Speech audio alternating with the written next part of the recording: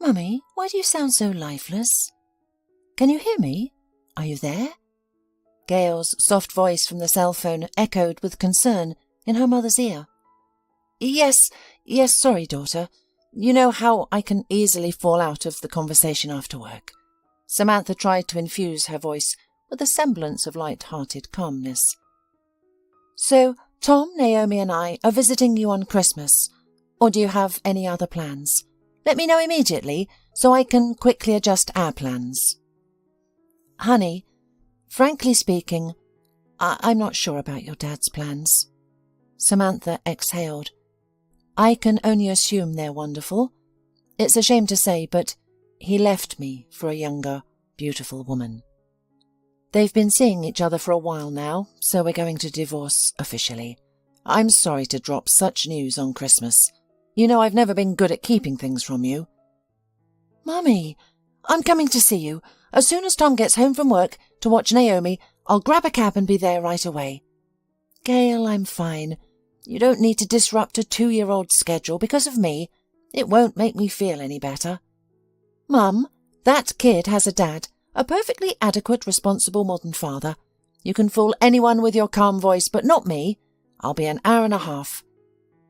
Samantha listened to 3 quick beeps in the receiver and smiled sadly. She considered herself fortunate to have the daughter like Gayle. Not everyone is so lucky. Samantha learned about the challenges of adolescence from other people's stories. She also managed to avoid the drama of Gayle's first love. In fact, there was no drama at all. Gayle took her studies seriously, found a job in her second year, and managed to balance both. By the end of her time at the college, she had saved up for a vacation to Italy, with a little help from her parents. On the plane, Gayle met her future husband, Tom. They spent a week in Venice, Florence and Rome. 6 months after returning home, they got married and welcomed their first daughter, Naomi. Samantha found joy in her role as a devoted grandmother, feeling almost perfectly content. She and her husband Mark led a perfectly typical life for a long-time couple. They didn't quarrel or dispute fundamental issues. They lived in peace. Mark was a good earner and managed money wisely. Until yesterday noon, Samantha was thinking her marital life was quite well. She invested her whole heart and effort into her family, not viewing it as a sacrifice. It was her joy to care for her husband and maintain a cosy home, a sanctuary they both looked forward to returning to after work. Their apartment might not be larger or more comfortable than those of their friends, but everyone loved to gather there during the holidays. Samantha always had everything so well arranged. Mark's friends often showed joking envy, and he seriously took Samantha's care of himself as a due. For the past few years, Mark had been working on building a country house, dedicating all his spare time to it. Samantha didn't have an opportunity to visit the construction site every week, which initially caused her great concern. However, Mark reassured her, saying, "Samantha, relax. No one can do everything at once. You just want to be everywhere. It would be better if you managed things here, and I took care of things there." Samantha understood, or at least she thought she did. He truly needed something of his own, where he was alone, was the boss. So she stepped back, relinquishing control of the estate affairs to her husband. And yesterday morning she suddenly fell ill at work. She experienced weakness and a headache so severe that her usual medication didn't help. She must have looked quite unwell, because even her boss, who was often described as indifferent, looked at her and said, "Samantha, sometimes it's better to take a couple of days off than to be sick for 2 weeks. Go home and rest. Come back to work the day after tomorrow. It won't affect your paycheck. I don't need exhausted employees. I'm not as indifferent as some people claim." Samantha nodded gratefully and headed home. It's fascinating how we sometimes misjudge people, especially our bosses. Quietly, Samantha entered the apartment, trying not to make noise. Mark had arrived late from a business trip and she didn't want to disturb his sleep. However, Mark wasn't sleeping. From the living room she could hear a conversation. Judging by the lack of another voice, Mark was on the phone, but his voice and intonation were uncharacteristically different. "My sweet sunshine, I'm coming over today. My wife is pickling tomatoes after work today with a new recipe. There are new recipes every year, but the wife is getting older. I'm sorry, I'm just trying to joke around. Yes, I'm going to tell her the truth soon. I appreciate your understanding, I really do. I'm glad you don't want to spend Christmas without me. I'll make a decision soon, I promise. My dear girl, don't be naive. Try to understand my situation. It's not easy for me. I'm not devoid of emotions. It's a marriage of more than 25 years and a daughter raised. I feel sorry for Samantha. She's becoming old, wrapped up in just 5 years. She'll look really old. But she's dedicated to the family. Her pantry is full of things she has made. She always aims for perfection. If I leave, she'll be alone. Well, she'll still have our daughter and son-in-law. No, it's not that I'm uncomfortable. I don't care about her cooking and nice curtains in the house. I don't want to spend the rest of my life fishing on the lake just to escape from my wife. I need joy in my life. And you are my joy." Samantha looked at herself in the mirror and saw an aged, grey, tired woman. She couldn't compete with anyone. If it weren't for her throbbing headache, she would have run outside, aimlessly wandering until evening, or until she regained control and her ability to think clearly. But she didn't even have the energy to descend the stairs. She attempted to close the door quietly. However, her husband heard the sound. He said goodbye to his conversationalist and stepped into the hallway. "I've decided not to do the tomato pickling, if you don't care," Samantha managed to say, mustering her remaining strength. "Samantha, perhaps it's better that you heard everything. I hate lying to you. I should have ended it long before. You're a good person, and I'm sorry, but there's no point in continuing this," he replied. "Yeah," Samantha responded indifferently. "It's good that you at last recognize your old wife as a human being." "Samantha, what's the point of this bitterness? Let's be honest, I'm only 53, and I still crave love. Why should I give that up? Gayle is already an adult and has her own family, and now we have almost nothing to connect us. You're just refusing to accept it, clinging to this empty shell of a marriage. Look after our granddaughter. Now you have someone to care for. I could have lived like that. Like most people my age, but I got lucky. A beautiful young woman fell in love with me, and I deeply love her. Not everyone is so fortunate. This is my new life, a genuine life. One can't turn that down. It's a gift. Thanks to her, I now realize how unhappy I was. This is my chance to start fresh. You won't lose out. You're the mother of my daughter. I'll leave you this apartment. I won't take anything from here, except for my clothes and shoes. I'll live in the house with her. It's fair. I had put my money and effort into it. As for our car, you don't drive and you didn't invest in it, so it's logical that I keep it to myself. I'll provide you with some initial funds, or we'll discuss the amount." "What if I ask for a lot?" Samantha asked. "We'll discuss it," Mark patiently repeated. "Wow, so deeply in love yet so rational. You've thought all this out for a while, haven't you? Only resolve was lacking, but everything else was well planned. What a strategist you are. Samantha, can we handle this amicably, please?" In case you haven't noticed, I'm not barking at you like a dog. I don't need to have this conversation at all. I came home because I have a headache. I'm going to take a warm bath. It helps. While I'm taking my bath, gather your belongings and papers. Don't leave anything behind. And leave your keys. You can file for divorce yourself. I would like you not to drag it out. I'll show up on the appointed day and hour, and we'll get divorced. I don't need your money. My salary is enough for me. Just don't show up after that. So that the day of the divorce is the last time I see you.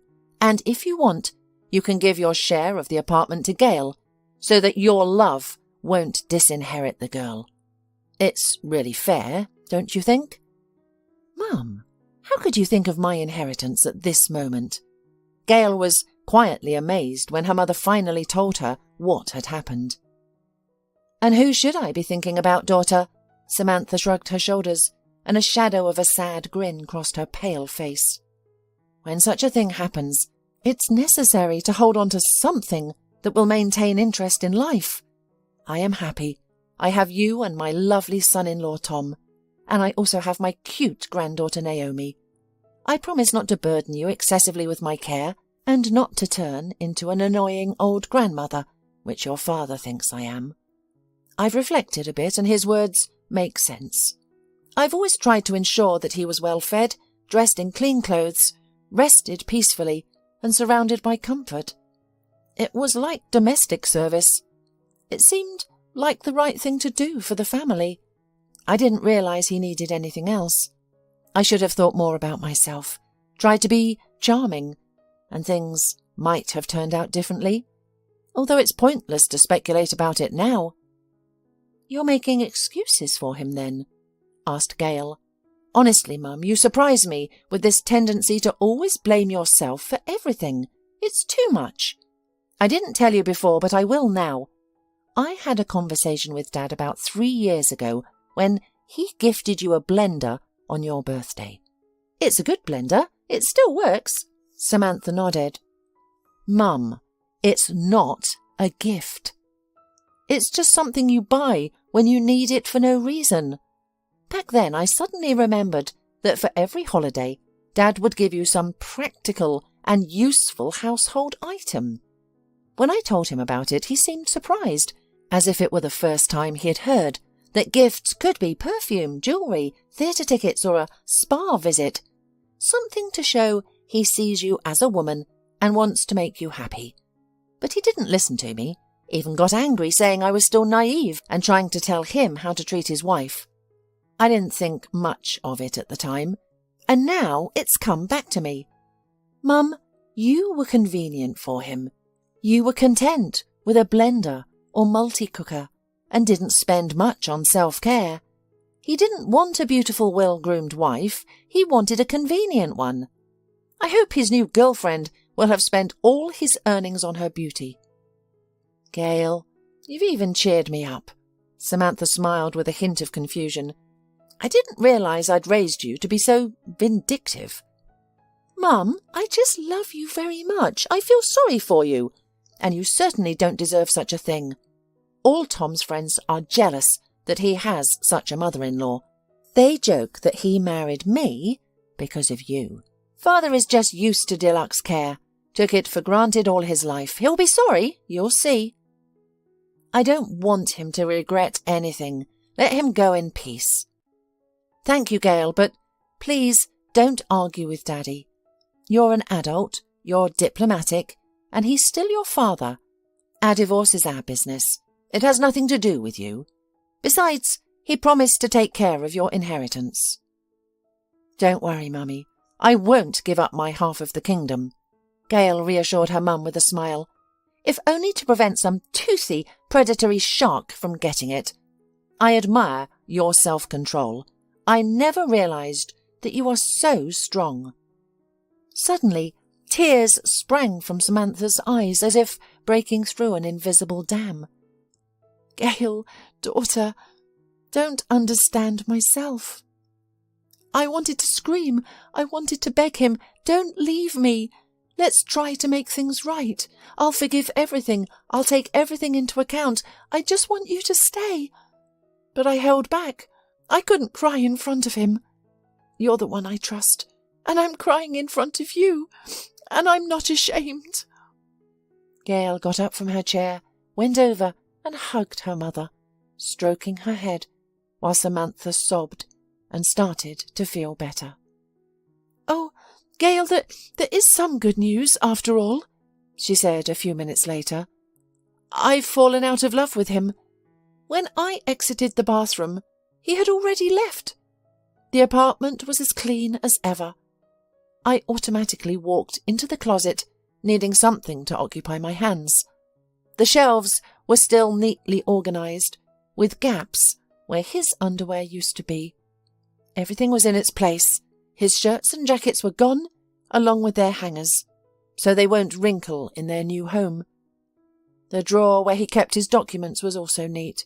There was no mess, as there might have been if he had left rushing or while emotional. He was meticulously preparing for his new life. Suddenly I found the whole situation amusing and repulsive, and I fell out of love with him. Just like that. In an instant, really.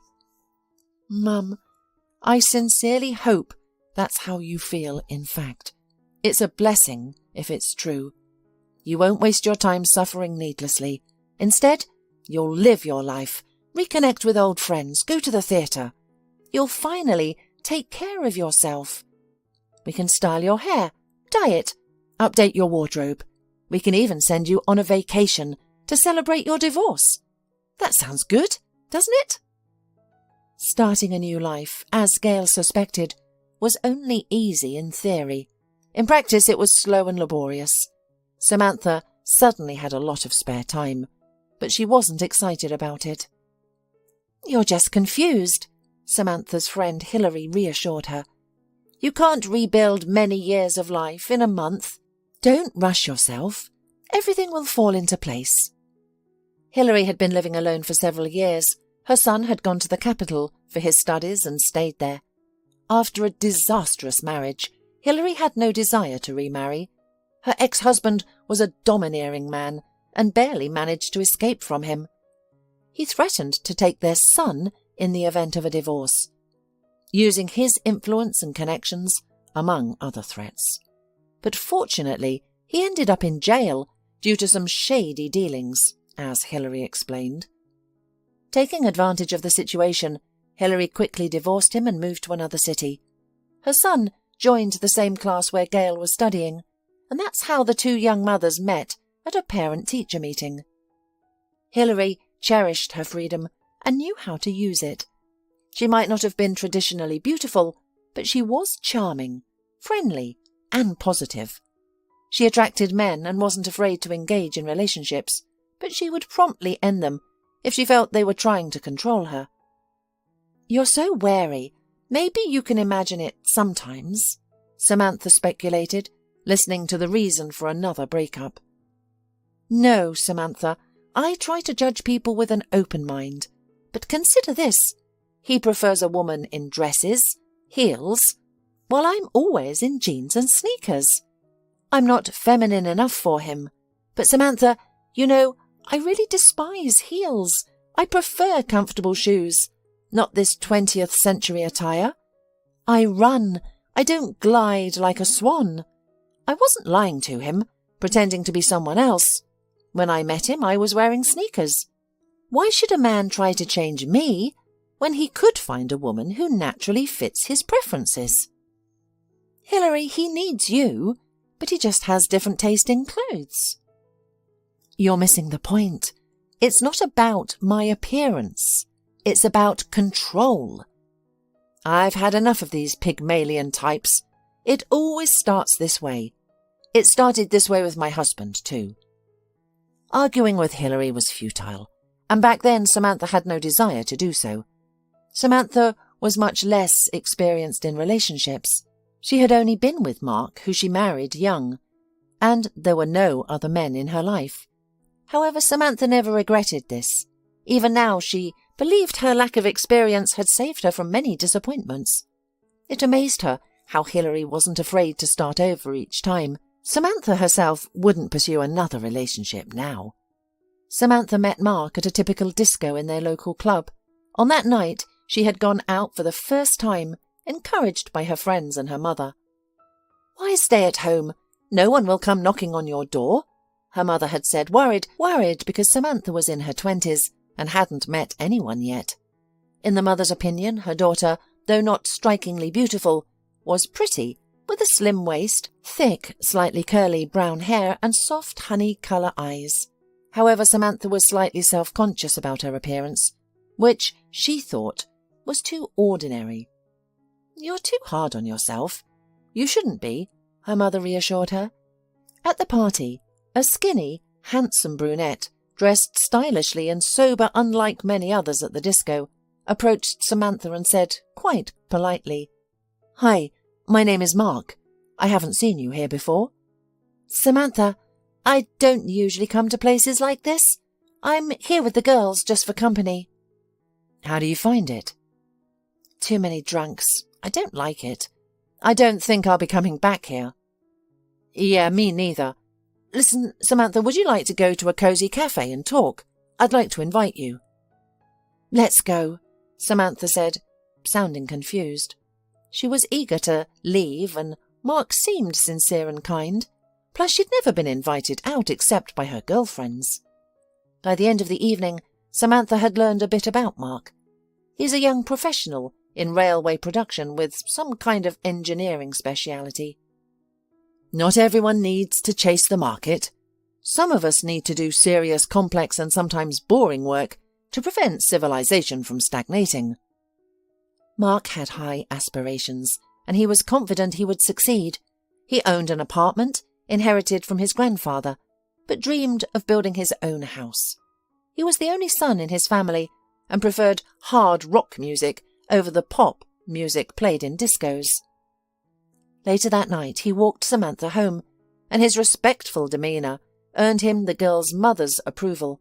She appreciated that he was polite and not like the modern guys. The day after, Samantha's friend Annie paid her an unexpected visit. "I was stunned when you ran away from the disco yesterday with Mark Rosenfeld. You should know he has something about him. He left with you just to anger his girlfriend Monica. She's my neighbour, the one many men are chasing. Monica kept Mark in a friend zone for nearly 2 years. I don't know why she needed him, probably just to increase her collection. Well, he is handsome, don't you think? He was serious and didn't realise he was just one of many. When she got bored with him, she stopped hiding her other suitors from him. Now, Mark is following her around, watching her. Probably to annoy her, to make her feel uncomfortable. But he's hoping in vain. It's nearly impossible to embarrass Monica. She's only amused by it all. I thought you might be interested, because what if you're hoping for something with him?" Samantha didn't anticipate anything special, but something made her sad. Whatever Annie said, Mark was a good guy. He was kind and considerate, entertaining her all evening, treating her to ice cream and expensive cakes and coffee. Since Monica had not seen his advances to Samantha, he could have done without them. Nevertheless, he arranged a pleasant evening for her.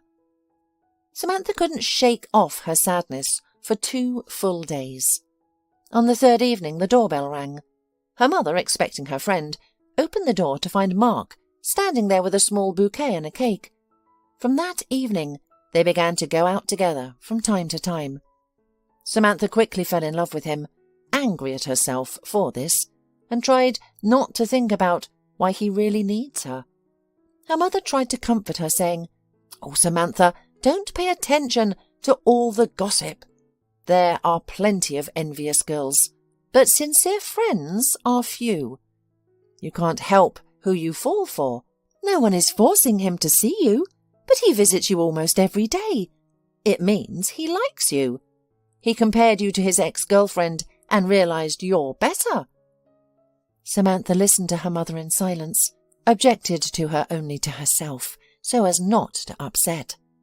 She and Mark were still just friends. It lasted until Mark's birthday.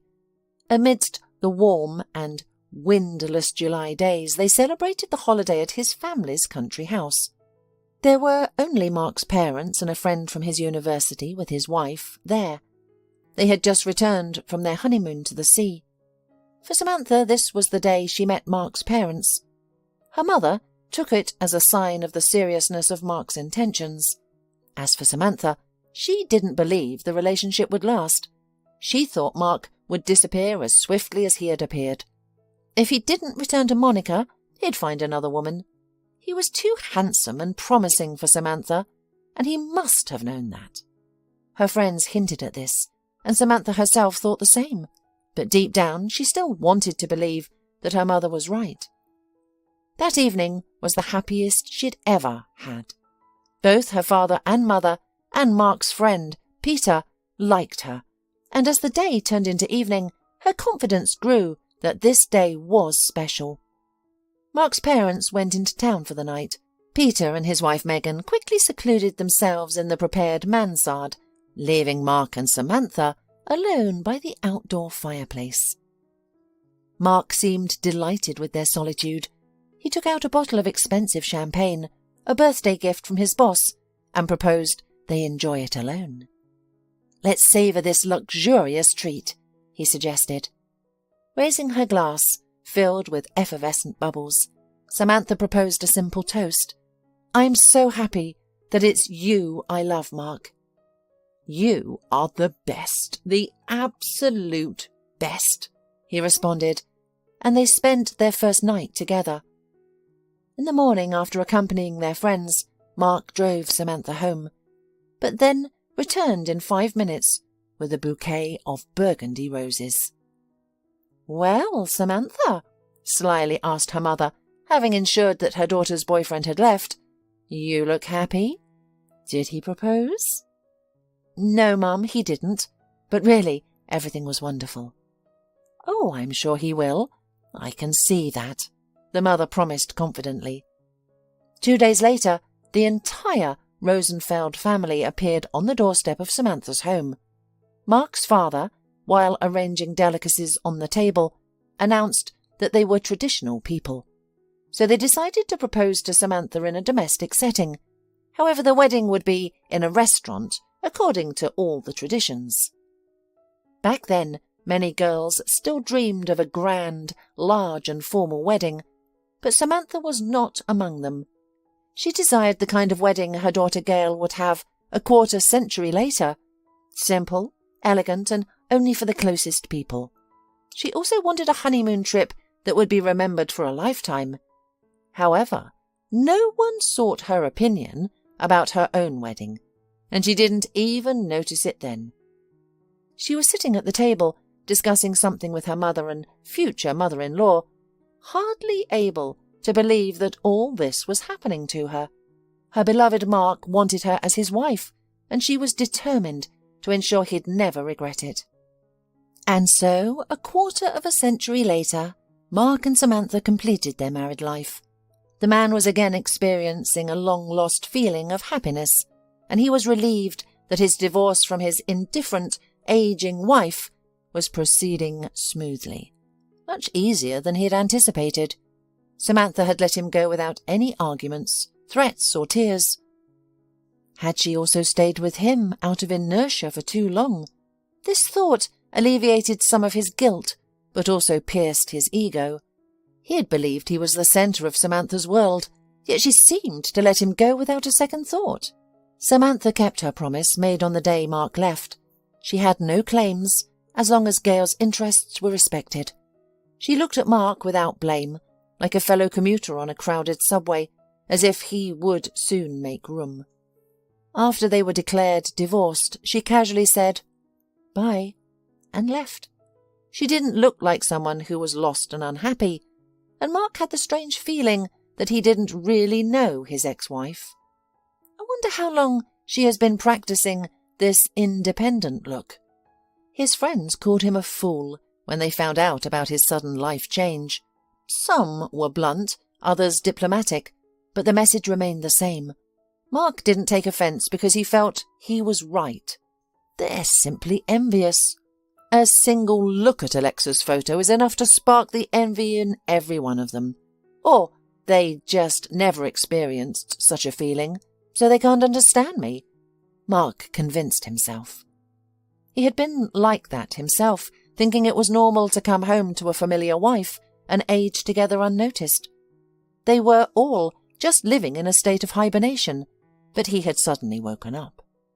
Mark, heeding his father's advice, never regretted marrying Samantha. He initially courted her to make Monica jealous. However, His value did not rise in the girl's eyes. Surprisingly, he wasn't upset and was grateful to Samantha for freeing him from the obsession that had consumed him for the past 2 years. In Samantha's company, Mark felt comfortable and confident, and the girl didn't demand anything from him. She merely enjoyed his company. His parents noticed the change in Mark. It was impossible not to. He stopped being irritable, no longer disappeared at night, established a routine, and reignited his interest in work and career. They had worried for 2 years about their son's infatuation with a girl who, in their opinion, only wanted to sell herself more expensive. Now they quietly celebrated the change, careful not to jinx unclear prospects by asking too many questions. Of course, Mark's mother made some inquiries. Their town wasn't so large that they couldn't find mutual acquaintances. "Do you remember my classmate who knits for people?" Mrs. Rosenfeld excitedly shared with her husband as he came home from work. "Her cousin is a dispatcher at the same depot where the girl our Mark is dating works in the personnel department. She says that Samantha is really nice and serious, and generally without any trouble." "We'll see," Dad responded, chuckling. "It's not our decision to make anyway." Mark usually avoided discussing his personal life with his father due to their differences, and because his father had never approved of his previous choices. However, after he introduced Samantha to his family on his birthday, his father said, "We need to talk, Sonny.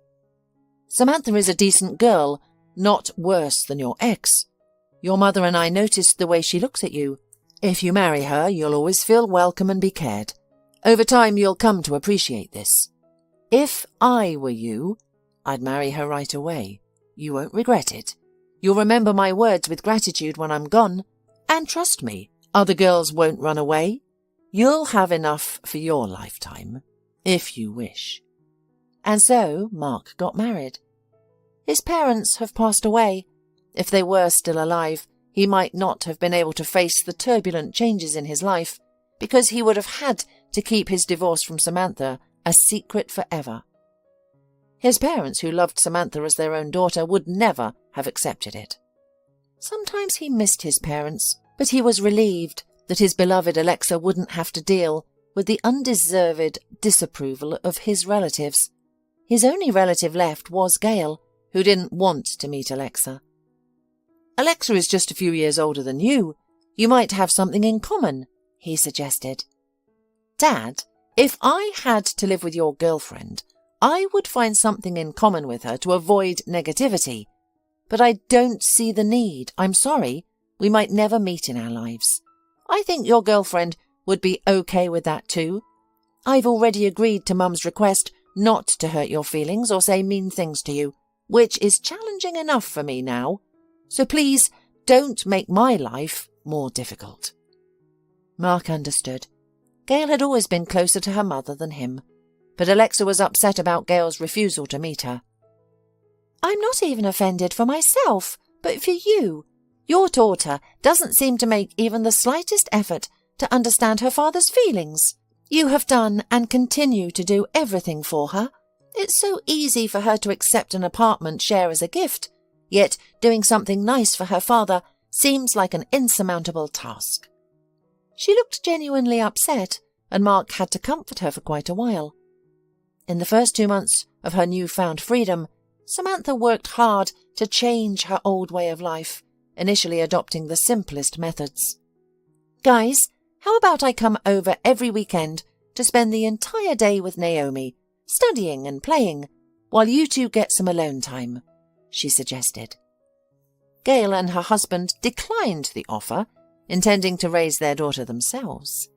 "Please don't take offence, Mum. We'd rather go out together sometimes." The cultural programme crafted for her by Gayle and Hilary was intriguing, yet it somehow failed to impress Samantha. She felt out of place when her daughter or friend took her to the theatre or an art exhibit. Their attempts to entertain her fell flat, but Samantha tried to show genuine joy. "Listen, it feels like you're forcing yourself," Hilary remarked sharply. "You don't need to pretend for our sake. Consider what you truly want for yourself." "I just want to lounge with a book undisturbed," Samantha confessed. Eventually, her friend and daughter persuaded Samantha to take a vacation. Among Lena's numerous acquaintances, there was a travel agent with very favourable offers. In April, Samantha flew to Egypt for 10 days. Being away from home was like being on another planet, which made her extremely happy. She realised she hadn't been to the sea for 10 years. She used to go every year with Gayle.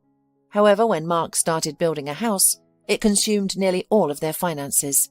Since then, Gayle went to the sea alone, attending children's and youth camps.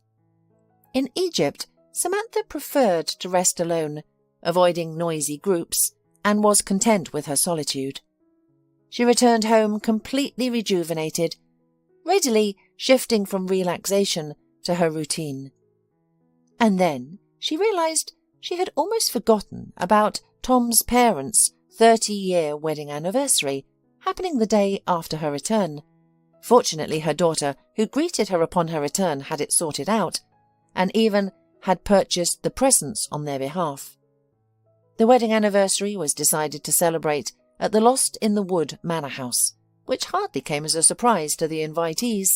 Tom's parents, who were not fans of ostentatious restaurants and preferred nature, loved fishing, trekking, and beautiful walks. Samantha breathed a sigh of relief upon learning that the event didn't require a meticulous selection of dress, heels, or elaborate hair and makeup. And instead of an extended preparation on the day of the anniversary, Samantha enjoyed a good night's sleep, a leisurely cup of coffee, and dressed comfortably in loose beige pants and a snow white. She chose to let her hair hang loose around her shoulders. "Well, whoever says women over 40 shouldn't have long hair can keep their opinion to themselves," she thought. She had forgotten how well her honey brown eyes complemented her tan. Samantha liked the reflection in the mirror. She couldn't precisely recall when this self-appreciation began, perhaps during a vacation, when she felt a heavy burden lift from her chest and found joy in simply living. A little more time passed, and for Mark, things became not so cheerful. It seemed that only recently he and Alexa had celebrated New Year, and it was already August. It was necessary to think about a vacation, to plan something interesting. But there was neither strength nor ideas. Mark was so exhausted from the last year, as he had never been exhausted since his senior year, when he combined work with business trips and his studies. But then he was just a young man, and such a regimen was easier for him. The worst part was that Alexa said once that he had transformed from a lively man to a dull and tedious person despite his efforts. The mention of efforts caught Mark's attention, as he felt he was the one and only putting in the efforts. He didn't mind Alexa's lifestyle, but he wished she'd understand that he couldn't always keep up with the eternal feast. "I'm not a showman, I'm a chief engineer of the project, honey," he used to joke. "Well, Alexa isn't to blame," Mark confided in his old friend Peter over a glass of whiskey. "She's sensitive, young, and desired a lively life filled with new experiences. She is relying on me to provide that. You know, I'm struggling to figure out where to take Alexa for the next New Year. We visited the Emirates in March, and we're going to visit Hawaii in September, and I can't afford 3 trips in a year. Plus, I have some house issues." "You've become overly anxious, Mark. Love can be exhausting, and that's your case. You're as busy as a housewife with 3 kids, Peter remarked, slightly tipsy from the whiskey. "Thanks for the support and advice, buddy," Mark responded, stung by the comparison. "You're welcome. If not an old friend, who else will tell you the truth? Now, let's get back to the specifics. How do you want to celebrate New Year?" "I would have stayed home," Mark grinned. "We would have invited you and Megan. We used to celebrate every year like that. What was wrong with that?" "We've already been invited, so I'm sorry. Listen, why don't you and your partner stay home together? You two shouldn't be tired of each other yet. Romantic music, candles, pillows, huh? We spent New Year's Eve at home last year because we didn't have an opportunity to book anything decent. With this divorce, you know it's been a mess. Alexa might get offended if we spend another New Year's Eve at home. Well, I've never had such a problem, to be honest. Peter waved his hands. I don't even know what to advise you. Listen, what if your Alexa goes back to work? She would definitely be less bored and appreciate simple recreation more. Oh, don't give me that look.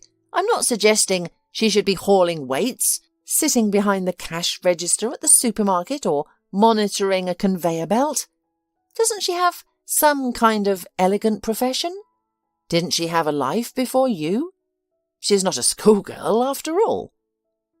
She worked in a flower shop, I told you. There.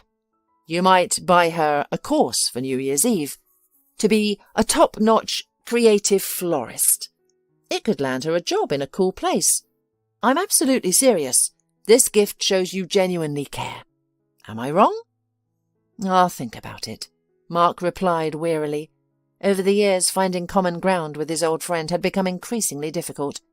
They had less in common now than in their youth, but Mark wasn't prepared to completely cut ties with him. After meeting Peter, Mark had planned to visit his sick colleague, pick up some paperwork and discuss certain matters. However, he decided to postpone the visit. He wanted to go home, so he rescheduled the meeting for the next morning. On his way, he stopped at Alexa's favourite bakery in the wine shop. Driving home, he realised he had forgotten to inform Alexa that he wouldn't be home 2 hours early. Well, it would be a surprise. The light was on in the living room, but the soft, melodic voice echoed from the terrace. Alexa had a peculiar habit of chatting with her girlfriends in the evenings, sitting on the open terrace and staring the distant line of streetlights along the highway. This was understandable in the summer, but seemed less comfortable in the winter. Nonetheless, Alexa assured Mark she was fine. She would just put on her coat, slip her feet into her boots, and step out for a chat. I don't want my serious beloved man to overhear my silly chatting with my friends, she used to say with a shrug. A few times Mark had overheard her because he was curious.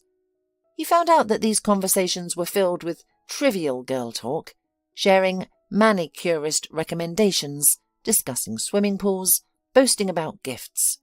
In these conversations, Alexa seemed content with her life, which pleased Mark. From then on, he didn't eavesdrop any more. Now, she was conversing against a backdrop of light, rhythmic music, oblivious to Mark's arrival. The man followed her voice, which resembled the sound of a bubbling brook, along the wall towards the terrace, picking up on individual words as he got closer. I think about him very often, right down to the most delightful details.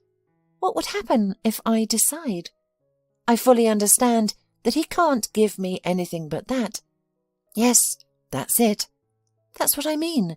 Suni, I really don't want to be a foolish person who spoils everything for a fleeting thrill. Yes, you're absolutely right. That's why I haven't decided to meet him alone yet. And I probably never will. And I can't take that risk. You're right. I can't pretend that, well, I'll mess up somewhere. Mark may be a little old for me, but he's dependable. Yes, he has proposed to me.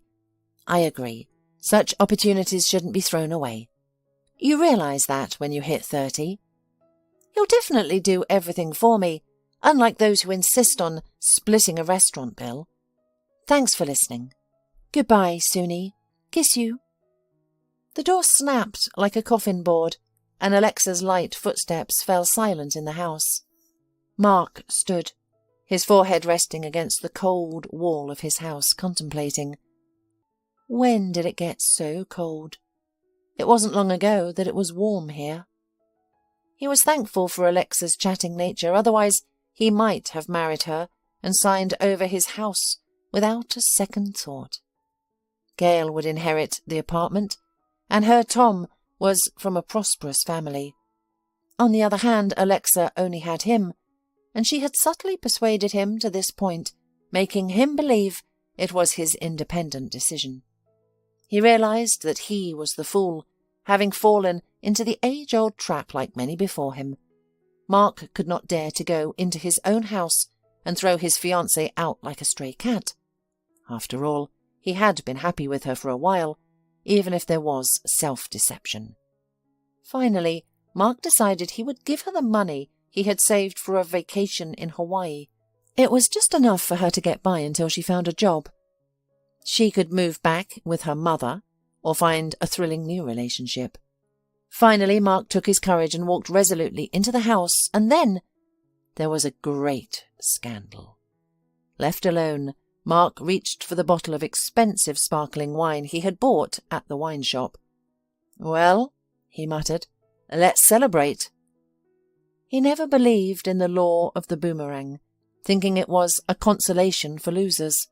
He thought that everyone gets what they can take for themselves, dismissing the rest as mystical. But now this mysticism had a place in his real life. What had Samantha felt listening to his phone conversation? Just 6 months had passed, and the boomerang had struck him. It was swift and unexpected. Fate had been kind. He hadn't had time to marry and invest heavily in Alexa's well-being. Samantha had been with him for 1/4 of a century, always alleviating his weariness when he returned home. He had everything that constituted warm well-being, a state many only dream of. His father was right. He had never regretted his sensible, convenient choice. Now, without a father or mother or friends, there was only one place left on earth where he could go. He accepted he would do anything to stay. But not now, not in such a miserable state. He needed time to think things over, to sleep, to work, and to find the right words. A week had passed, and here Mark was standing in front of his ex-wife's house. He had left the keys to their apartment in the mailbox on the day he moved out, so he had to wait for Samantha to come home. Mark found a parking spot around the corner from a nearby office centre, left his car there and went for a walk. Samantha's probably helping Gayle take care of Naomi right now, because Gayle may have gone back to work. That would be very much like her. I haven't heard anything from her since the January. She hasn't called me, only wishing me a happy birthday via text message. Well, I'll make up for all this, go fishing with my son-in-law and help with Naomi. Gayle doesn't know how to be angry for long and plays Snow Queen. She's very much like her mother. Mark realised he was on his 3rd cup of espresso. It was time to leave because Samantha must be home by now. For sure, lights were on in the kitchen and living room windows. Hesitant, Mark stood in front of the intercom, but after a couple of minutes the door opened. A thin, elderly lady with a small dog on a brightly coloured harness came out. Ignoring the woman's condescendingly mocking look, Mark entered the building. In a minute he found himself on the familiar 3rd floor, in front of the light grey door, and pressed the bell. Samantha opened the door almost immediately. Mark got the impression that she initially wanted to slam the door shut because he could enter, but then she seemed to change her mind. Mark hesitated to step over this until Samantha nonchalantly invited him in, asking, "Come in? What's wrong?" His ex-wife looked different, yet familiar. She had always been of average height and build, neither heavy nor light, but now she seemed airy and casual, embodying the grace of a young girl. The woman had applied a dark chocolate shade of makeup, which complemented her unusually warm eye colour and skin tone. Her hair was not in its typical sleek ponytail, but was loosely scattered over her shoulders, reminiscent of the models in Renaissance paintings. She wore a simple flowing burgundy knee-length dress with a daring neckline that accentuated her slender waist. It seemed that Samantha appeared 10 years younger. "You've become stunning," Mark said in amazement. "Yeah, thanks," Samantha replied without pretense, her honey-brown eyes smiling politely, as if she had heard that every day of her life. She paused briefly, expecting him to say more, but he remained silent. Then gently and without irritation, she continued, "Listen, Mark, If you have important business with me, say it now. I'm expecting guests. You didn't call ahead, and I have my own plans. I can't spare much time right now, I'm sorry." "Could you forgive me?" he asked in a breath. "I forgave you a long time ago," Samantha answered with a peaceful smile. "Mark, did you join some secret society for your career that requires notarized forgiveness from ex-wives? You should call Gayle more often. She may not admit it, but she misses you. Now, why are you here?" "I want our family back. I want to make things right. I was an idiot. I made the worst mistake, and I'll admit it. I understand that you need time. Think it over and let me know when I can visit." "I'm sorry things didn't work out for you and your young girlfriend. You were so enthusiastic. I didn't have the heart to call you a sneak or anything like that, and it doesn't make any more sense now. I have a man I love." "Look, we're adults," Mark began again. "You had every right to retaliate after my foolish prank. You certainly proved me wrong. Can we agree not to revisit these past misadventures?" "Mark, you've misunderstood me," Samantha replied. "Or rather, you didn't listen. I wasn't trying to prove anything or seek revenge. After all these years, you should know I wouldn't stoop to such pettiness. It's not a fling. I'm getting married." And that's how it happened.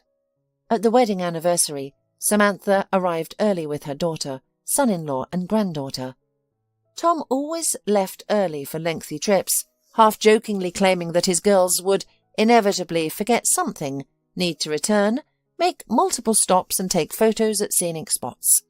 More or less, that's how it unfolded, but it never hindered the family from arriving before the appointed time. Rachel and Adam, the perpetrators of the celebration, were discussing catering with the campground owner. Gayle and Tom immediately went to inspect the meat for the barbecue.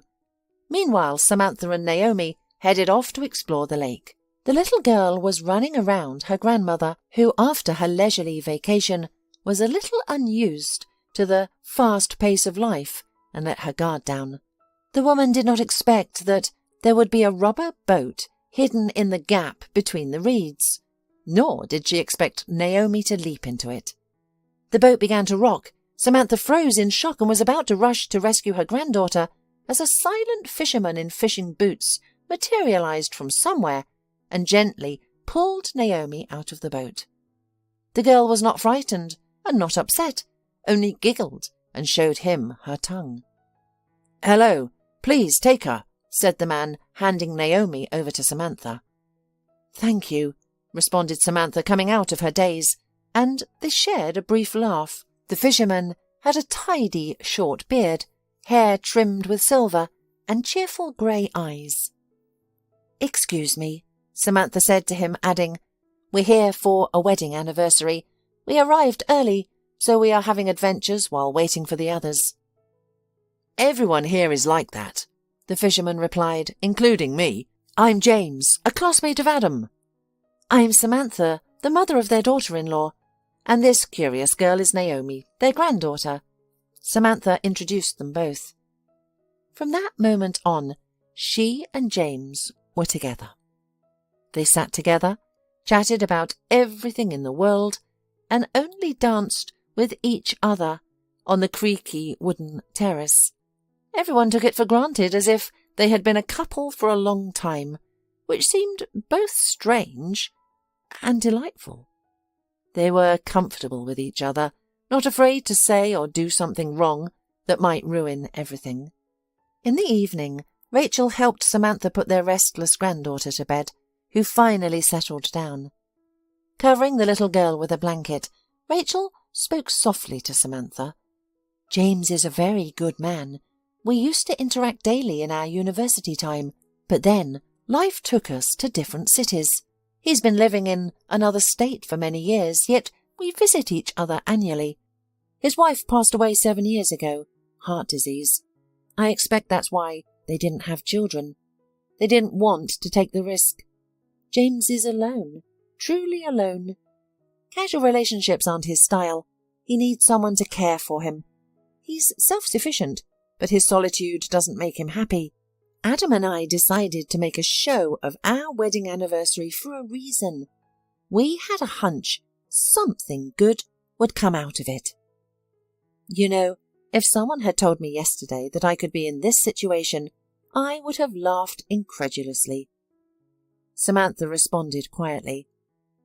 Naomi fell into a deep sleep, and both women returned to their guests.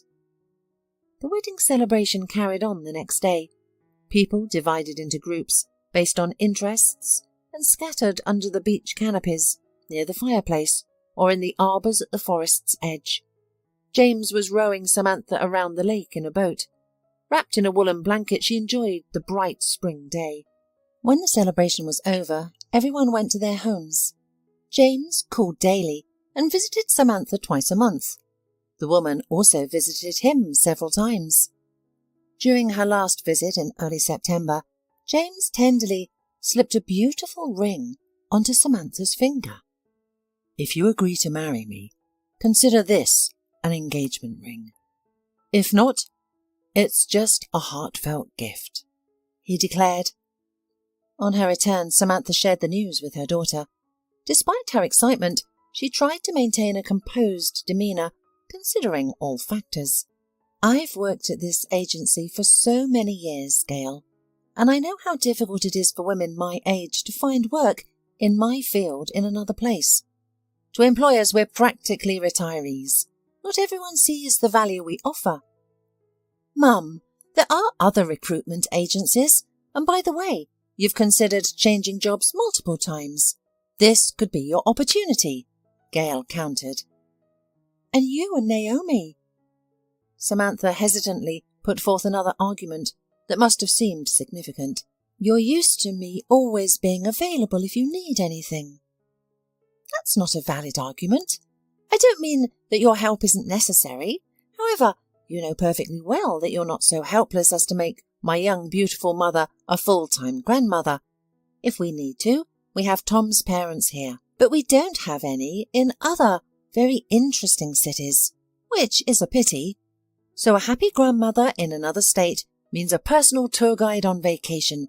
There's so much for Naomi to see when she gets a bit older. Mum, I'm joking, of course, but you should see yourself flying around completely enthralled. Don't pretend there's anything you care about more than your current love. It's completely normal, and we're all happy for you. After that conversation, Samantha wrote a resignation letter. That day after work, she awaited Hilary's visit, who had promised to bring a wedding hairstylist she knew. Despite her usual aversion to glamour, Lena had insisted. You can go to your wedding even in a jumpsuit, but it would be a crime not to make a stylish hairdo out of your beautiful hair. Samantha laughed and agreed, looking forward to surprising James.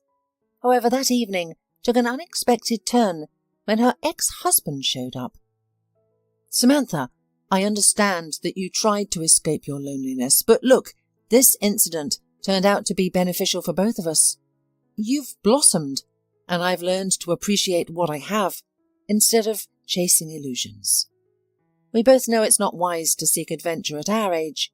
We share so much in common. It won't be hard for us to start over. The house is finished. You'll love it. We could live there and rent this apartment out. Imagine, no more cramped space, and the woods are just a stone's throw away. We could go flower picking, which you love. In summer we can vacation by the sea, taking our granddaughter. Or it could just be the two of us, to rekindle our feelings. Everything has fallen apart, Mark. There's nothing to rebuild, Samantha said, without a trace of gloating or irritation. I'm grateful for the good times we had, for our wonderful daughter, even for this incident, as you call it. Before this I didn't truly know myself. What could I be? What kind of person could be with me? What happiness feels like? I could have lived my whole life without knowing. You must understand me, because you said something similar a year ago. I was wrong, Samantha. Aren't you afraid of being wrong, like me? I'm not afraid. Samantha replied with a quiet smile. Mark's eyes sparkled with cold anger, and the woman decided it was time for him to leave. She didn't want to trade insults. They had no place in her life now. But suddenly the doorbell rang and Hilary entered, accompanied by a tall, thin girl wearing a hat with a large pom-pom. "Here we are," Hilary said from the doorway. "This is Chloe, our wedding fairy, and this is Samantha, our bride. Oh, and this is Samantha's ex-husband. He must have come to wish his ex-wife happiness in her new marriage. Very modern. Hello, Mark." After shooting Hilary a look full of anything but goodwill, Mark grabbed his jacket from the hanger and left without looking back. He didn't remember how he ended up on the street, how he was driving home. However, not far from home, he was stopped for speeding. "We exceed the speed limit," the traffic officer stated, the fact tiredly. "I don't care about your fines," Mark replied indifferently. "My ex-wife left me. I was on my way back to her. I thought she would be happy, forgive me, but she's getting married. That's a woman's fidelity. She was a decent woman who had a house, a job, a granddaughter in her head. What to speak of others?" Mark had a desperate sudden urge to speak out to someone he didn't know. Getting home, Mark immediately called Gayle, apologised for not calling for a long time, asked about Naomi, and when he could see them all. "Maybe we can go out together somewhere, like a water park or something Naomi likes." "Dad, did something happen to you?" Gayle asked immediately. "Yes, daughter, and I need an ally in your face. There's just no one else to talk your mum out of doing a stupid thing." "Not so long ago, you were such a romantic, putting your passion above everything else," sneered the daughter, with a tiny hint of gloating. "Samantha's a smart woman, and smart people learn from other people's mistakes. Don't you want Mum and Dad to be together again, Gayle?" Mark continued to persuade his daughter. "Daddy," Gayle replied gently, "let's be honest. I've outgrown the potential teenage trauma of parents divorcing. Your marriage has run its course. I'm really sorry you ended up with a woman like Alexa, but you're still a pretty good catch. However, if Mum agreed to return to you now, that would be a mistake. That's why I'd try to dissuade her. You were with her because it was convenient. She deserves to be loved. Now, she has that love. And I wish the same for you." "I see. Now that you have a share in the apartment, you have no more need for a father, right? You ungrateful brat." The man hung up abruptly and turned off his phone. He didn't want to get up in the next morning, and moreover he couldn't. The hangover felt heavier after solitary drinking than after the same amount of alcohol consumed in a jovial gathering. Luckily, after a stimulating shower, Mark began to feel more alert. He switched on his mobile phone. Accustomed to holding positions of responsibility, he always felt the need to stay connected. Without communication, he felt detached from the world, fearing of missing something important. He spotted 13 unanswered calls, all from Alexa. Evidently, he hadn't been very persuasive when he asked her to leave his life. He simply couldn't be harsh with her. She possessed a unique ability to look at a man in a way that made him want to pamper her. And she could exploit this skill as long as there were fools like him around.